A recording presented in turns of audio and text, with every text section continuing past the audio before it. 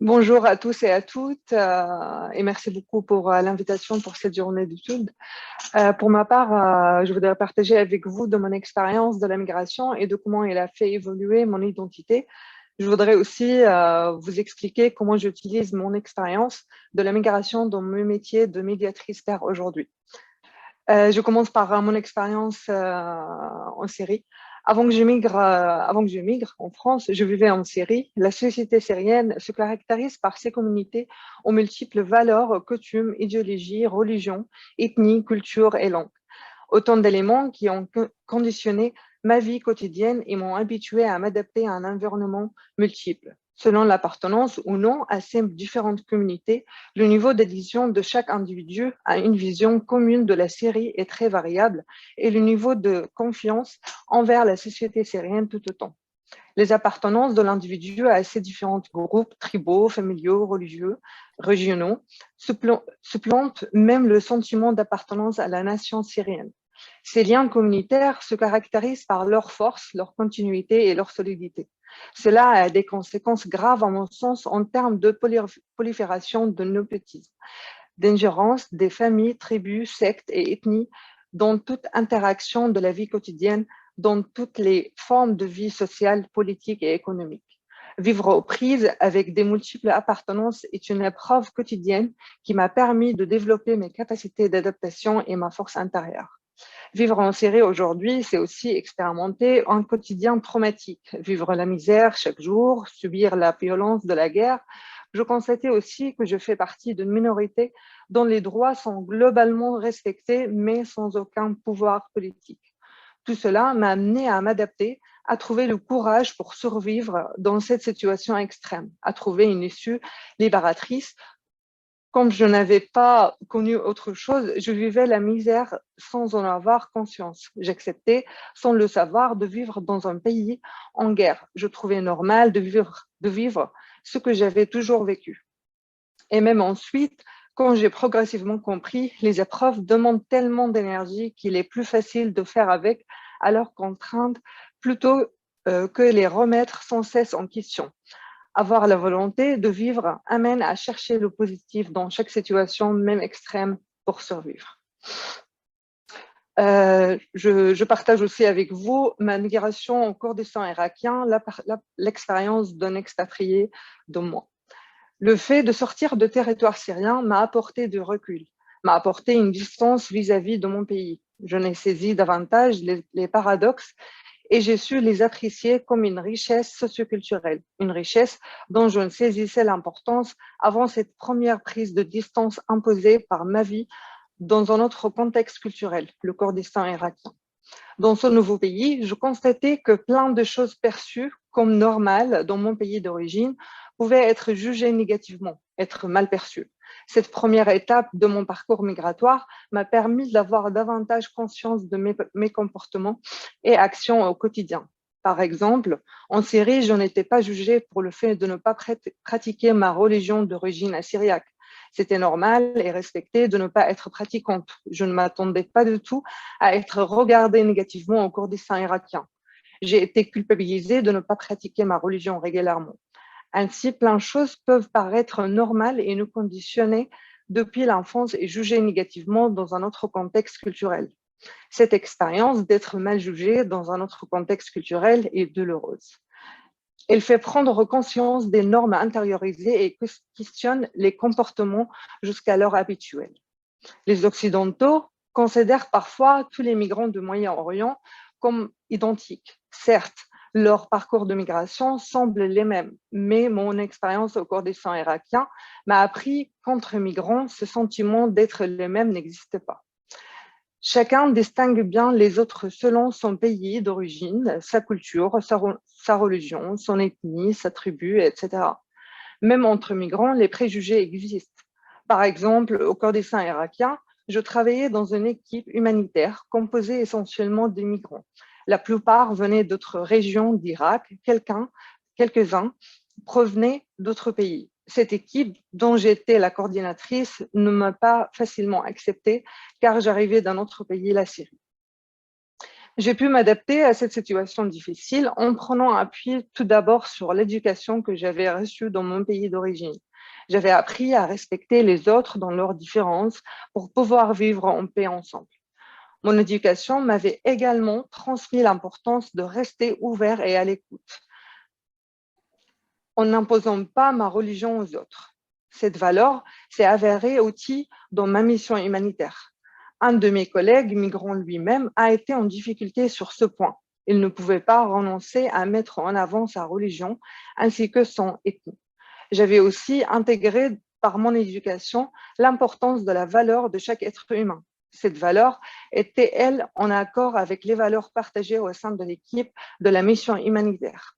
Par exemple, ne pas prendre parti l'un ou pour l'autre. Le partage de cette valeur avec les autres membres de l'équipe m'a aidé à faire progressivement ma place dans ce collectif de travail. Cette étape de mon parcours migratoire au Kurdistan irakien, avec le statut de travailleuse expatriée, m'a procuré l'occasion d'expérimenter et de développer des valeurs d'accueil de l'autre qui qu'il soit. J'ai pu rejoindre un cursus de formation en soutien psychosocial et en santé mentale. Ces formations et le travail en équipe pluridisciplinaire, psychologues, travailleurs sociaux, médiateurs, m'ont permis de mettre en avant, de développer ces valeurs humaines dans mon accompagnement auprès des personnes en grande précarité, d'humaniser encore davantage mon approche. Toutes mes expériences et mes apprentissages m'ont permis de mieux comprendre leur parcours d'immigration au Kurdistan irakien. Alors, lorsque je vivais en Syrie, je ne comprenais pas vraiment les difficultés rencontrées par les Kurdes, par exemple, ni les difficultés d'autres religions et ethnies dans cette région du monde. J'ai observé pour comprendre les codes socioculturels du pays de destination, ainsi que les valeurs de la société et la façon de voir les choses. D'apprendre à observer m'a permis de m'entraîner afin de m'adapter, de tester mes propres mécanismes d'adaptation. Au cours de ce travail d'adaptation, mon identité évolue. Je peux m'en rendre compte au travers de mon insertion dans la nouvelle société qui reste en harmonie avec mes trésors culturels. Je passe sur mon arrivée en France, mon travail sur les préjugés et l'évaluation de mon identité. En France, je suis dans un pays où il est beaucoup plus facile de s'exprimer, dans un contexte culturel plus favorable. Cela m'a permis de développer et cela a changé mon identité. En effet, ici, je peux faire des choses qui m'étaient jusqu'alors interdites. Je peux être moi, je peux davantage discuter, agir, m'exprimer. Je me sens mieux dans mon identité actuelle et je perçois clairement ma place dans la société française. Avoir déjà vécu ce changement d'identité au cours de ma migration entre la Syrie et le Kurdistan irakien m'a aidé et préparé psychologiquement au changement identitaire à venir avec mon arrivée en France. Déjà expérimenté l'arrivée dans une nouvelle culture avec une nouvelle langue et d'autres codes culturels. Aussi, j'ai été capable de saisir l'occasion de mon arrivée en France pour développer encore mes outils, que ce soit au niveau professionnel et également dans ma vie personnelle. L'immersion dans une nouvelle culture provoque un choc culturel. Cette profonde déstabilisation est liée aux nombreux a priori culturels, tant des accueillis que des accueillants. Ces préjugés, pourtant, sur certaines cultures ou des personnes sur les migrations en général. L'étiquette attribuée à la personne migrante dans chaque nouvelle relation est imprégnée des préjugés sur les questions d'accueil, du flux migratoire, la théorie des remplacements, etc. Une fois que le choc culturel et sa déstabilisation ont eu lieu, j'ai affronté les représentations qu'avaient les Français sur les migrants syriens. Ces représentations ne correspondaient pas à ma personne. En retour, j'ai dû aussi faire face à mes propres représentations des Français qui m'accueillaient. Elles ne leur correspondaient pas non plus. Or, ces écarts entre représentation et personnes réelles se jouent dans chaque relation et demandent un gros travail sur ses propres préjugés dans chaque nouvelle situation. Et c'est fatigant. Je peux vous donner quelques exemples de préjugés socioculturels que j'ai personnellement vécus. Par exemple, venir de la Syrie ne signifie pas que je suis arabe et musulmane. À l'inverse, je croyais que tous les Français aimaient le fromage. Ces préjugés influencent la qualité de l'accueil. J'ai mis du temps à m'en rendre compte. Et puis, en général, on finit par décider de s'adapter car la société d'accueil contient tellement d'individus qu'il est inutile de croire qu'ils pourraient s'adapter à ma personne. Pour les personnes migrantes, cet effort d'adaptation est accompagné d'un espoir, par la demande d'un espace sécur et par des attentes à la hauteur de notre idéal de pays d'accueil. La France est considérée comme un pays développé avec un bon niveau de connaissance, surtout un bon accueil des migrants, etc. Aussi, les préjugés fonctionnent dans les deux sens, de la société d'accueil vers les migrants et inversement. Ma famille en Syrie, mes collègues, mes amis imaginent que la vie en France était la vie parfaite. Alors, l'accueil des migrants inquiète certains citoyens français, alors qu'aucun Français que j'ai rencontré ne trouve la France non plus parfaite. Comme toutes les personnes qui ont vécu dans un pays de conflit, la seule attente précise à l'arrivée en France est de trouver un pays sécur, sans guerre, un endroit calme socialement. J'avais besoin de comprendre ce nouveau pays, sa langue, sa culture, de rencontrer le plus de monde possible, différents âges, genres, niveaux sociaux, professions, afin d'échanger sur des sujets divers. La barrière de la langue a été un frein important pour redémarrer une vie stable, pour pouvoir trouver un travail, se sentir productif pour moi ainsi que pour le pays d'accueil. J'avais besoin de tout cela pour trouver mes marques, mon identité. J'avais besoin de ne pas rester dans la précarité en attendant cette stabilité administrative ainsi que identitaire. Toutes ces épreuves m'ont enrichi aujourd'hui et je n'en suis pas seulement une Syrienne. J'envisage pas mon futur seulement en France. J'ai l'impression que mon identité est celle d'une citoyenne universelle. Je partage avec vous comment je vais mobiliser mon expérience de migrante au service de mon métier de médiatrice pair aujourd'hui à l'espace psychosocial. Depuis février 2020, je suis membre de l'équipe qui a démarré le projet de l'espace psychosocial dans la période tendue de la crise sanitaire. J'ai une fois m'adapter à l'incertitude, à la guerre sanitaire, comme le dit le président Macron. L'espace psychosocial est à destination des personnes migrantes.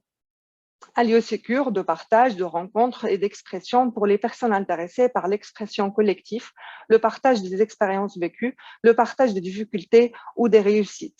Chacun est libre de discuter des sujets liés à son parcours d'immigration ou de garder ça pour lui. Dans cet espace, j'ai pu mobiliser mes compétences et mes expériences dans ce nouveau contexte qu'est la France. J'accompagne des personnes de différentes cultures, religions et nationalités. Cet espace est idéal pour vivre mon identité de citoyenne universelle.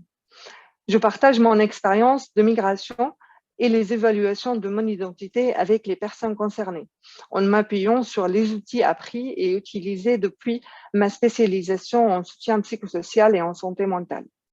J'ai profité de toutes les opportunités que j'ai pu avoir dans l'Observatoire de l'Orsper Samdara pour assister à des formations, à des journées d'études. Je contribue comme membre du comité de recherche sur des sujets liés à la migration et à la santé mentale. Je voudrais vous montrer comment mon expérience de migrante est aujourd'hui mobilisée dans mon accompagnement psychosocial en tant que médiatrice professionnelle. Je travaille en ligne de mire plusieurs objectifs. Pour établir un lien avec une personne migrante, je partage souvent une partie de mon parcours migratoire, mes expériences et mes difficultés, comme par exemple les préjugés des Français vis-à-vis des migrants et réciproquement. Ce contact authentique et humain, fondé sur l'expérience de la migration, crée souvent une confiance spontanée. Je constate que ceux que j'accueille me livrent facilement leurs difficultés avec la société d'accueil. Cet échange m'aide à trouver la juste distance en tant que médiatrice pair. Cela facilite la qualité de mon accompagnement et notamment une juste prise en compte de leurs besoins. J'essaie d'offrir un espace de confiance aux personnes migrantes pour parler libérément de leurs difficultés dans la société d'accueil et construire des liens entre eux et les locaux. Au cours de mon expérience migratoire, j'ai appris que pour s'intégrer à hauteur des attentes de la société d'accueil, la personne migrante doit renforcer ses liens avec les locaux, de façon à pouvoir être perçue comme une personne en qui il est possible de faire confiance. Au Kurdistan irakien, je n'ai jamais pu m'intégrer avant d'avoir ce lien avec les locaux. Ce lien aux locaux m'a été nécessaire pour pouvoir comprendre les codes culturels et sociaux, pour comprendre les locaux et pour trouver ma juste place dans la société, en associant respect de qui je suis et respect des codes culturels du pays. J'ai aussi appris de mon expérience que l'intégration demande des efforts mutuels des accueillis et des accueillants. Pour les deux parties, il est difficile de ne pas prendre les choses trop personnellement, de prendre des reculs et de ne pas se réagir émotionnellement ou de façon trop rapide dans chaque nouvelle situation. Sans ce lien social ouvert et confiant, les malentendus peuvent être nombreux. Par exemple, une fois, un chauffeur de taxi kurde a débuté la conversation en me demandant « Êtes-vous arabe ?» Question étrange pour moi, mais rassurante pour lui. J'ai appris de recul et j'ai compris que c'était sa langue d'accueil, son langage d'accueil. J'essaie de transmettre à ma façon aux locaux comme aux migrants l'importance de cet effort à fournir pour passer outre le comportement entendu d'autrui. J'ai appris à être positif pour survivre aux difficultés rencontrées dès mon enfance en Syrie. Cela fait maintenant partie de moi, de mon identité. On me pose souvent la question, est-ce que je pourrais devenir positif comme toi? Est-ce qu'il y a un espoir de retrouver confiance en moi et en la société qui m'accueille? Sans diminuer mes souffrances, je partage mes expériences. Je mets en valeur le positif, mais aussi les épreuves. Apprendre la langue, gérer le choc culturel, trouver un travail. Il y trouve optimisme et espoir en leur avenir. J'essaie d'aider la personne à se sentir bien au niveau psychique et physique pour qu'elle retrouve confiance en elle. J'ai changé de pays et de culture par 2 fois. J'ai découvert des codes sociaux différents, en Syrie, au Kurdistan, au Irak et puis en France. Beaucoup de Français ne semblent pas comprendre toutes ces différences, tous ces écarts culturels. Ils n'ont pas eu l'occasion d'en faire l'expérience ni de les apprendre. Ils n'ont pas eu à s'adapter à une nouvelle société et une nouvelle culture. Quand on passe par des changements si qualitativement importants, le premier est difficile, puis le deuxième est plus facile. Avec la répétition, la facilité de la confiance en soi augmente. Les migrants avec qui j'échange sont réussis d'apprendre qu'il est normal que leur identité évolue avec leur arrivée en France.